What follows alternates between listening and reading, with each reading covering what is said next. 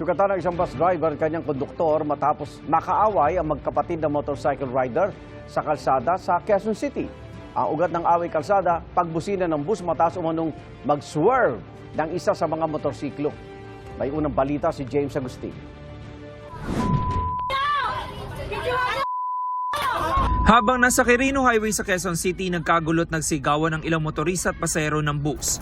Ang lalaki nakasuot ng berdeng polo shirt na konduktor ng bus, tila hinila sa damit ng babaeng may kargang bata. Ang isang babae hinampas naman siya ng helmet. May dalawang lalaki na pinagtulungan din ng konduktor.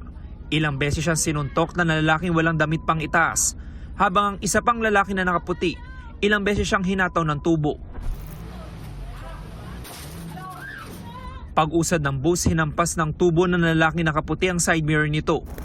Maya-maya pa makikitang sumakay ng dugo ang konduktor sa bus. Hindi masyado nahagip sa video, pero sugatan maging ang bus driver.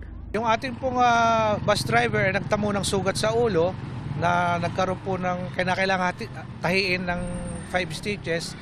At ganun din naman po yung konduktor, nagtamo rin po ng sugat sa ulo at tinahi rin po. Sabado nangyari ang gulo.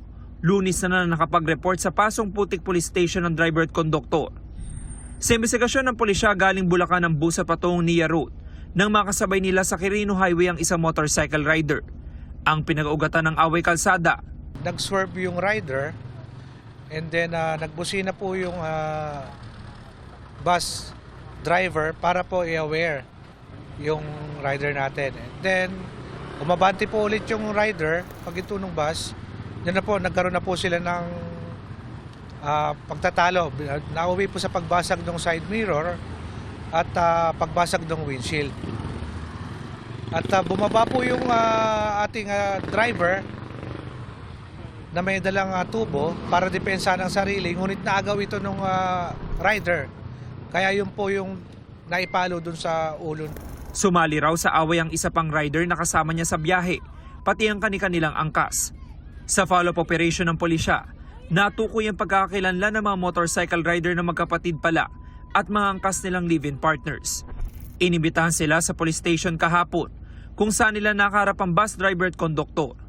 Ayon sa pulisya, desidido maghain ng reklamong serious physical injuries ang bus driver at konduktor laban sa mga rider. Sinisikap namin makuna ng payag ang dalawang panig. Ito ang unang balita. James Agustin, GMA News.